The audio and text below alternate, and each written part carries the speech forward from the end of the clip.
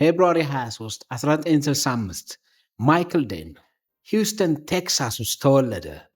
ማይክል የሚቦርቅበት፣ የሚጫወትበት፣ በወላጆቹ እቅፍ ውስጥ የፈለገውን የሚያደርግበት የትምህርትና የእድገት ኢንቫይሮንመንት ውስጥ የተወለደ ሲሆን በ18 ዓመቱ ዩኒቨርሲቲን የተቀላቀለው ማይክል ዴል በአባቱና በእናቱ ምክር ፕሪሜድን ወደ ሐኪምነት የሚያዘነብል ኮርስን በመውሰድ ባዮሎጂ ክላሶችን በተደጋጋሚ የወሰደ ሰዎችን የማከም ህልሙን የቤተሰብና የሱን ለማከናወን ደፋ ቀና ሲል አይቢኤም እና ኮምፓክ የሚያመርቷቸው የቴክኖሎጂካል ውጤት ኮምፒውተሮች ልቡን ሰረቁት።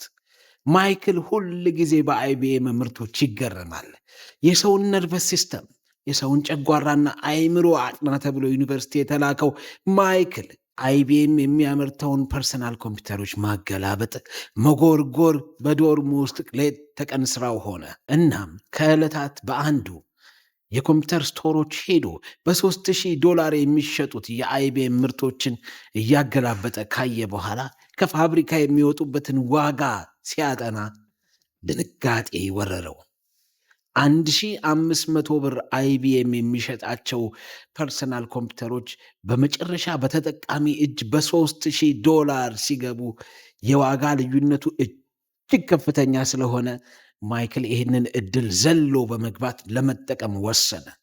የኮምፒውተር ፍቅሩና የቴክኖሎጂ ረሃቡ ዶርም ሩሙን ባዮሎጂካል ኤክስፐሪመንቶች ከመስራት ይልቅ የኮምፒውተር አክሰሰሪዎችን እየገዛ በመገጣጠም መሸጥን ጀመረ። ማይክል በየቀኑ እየጨመረ የመጣው የደንበኞች ጥያቄ መቆሚያ መቀመጫ ስላሳጣው ሙሉ ዶርምን በኮምፒውተር አክሰሰሪዎች ሞልቶ $2000 $1500 ያወጣበትን የሚገጣጠሙ ኮምፒውተሮች $2000 እየሸጠ ገበያውን ማስፋት ጀመረ።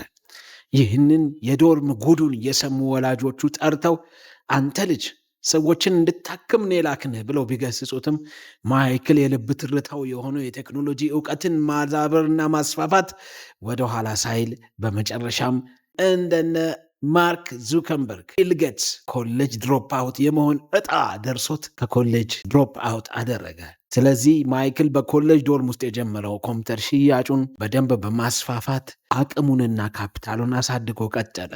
የዴል ምስረታ እንደዚህ ቢሆንም በቀጣዩ ዓመታቶች ግን ከአይቢኤም እና ከኮምፓክ ጋር ትከሻ ተለካክቶ እየተገፋፋ ቀጥሎም እያሸነፈ በዓለማችን ላይ አንደኛ ደረጃ የኮምፒውተር ሽያጭ መደብን መቆጣጠር ቻለ።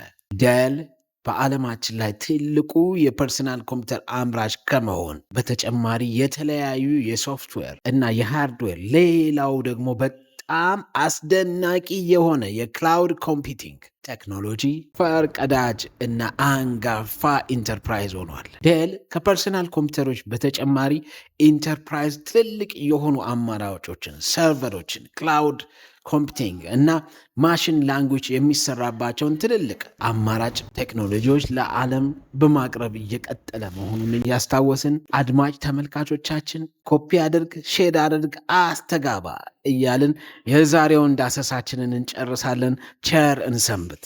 ኖታ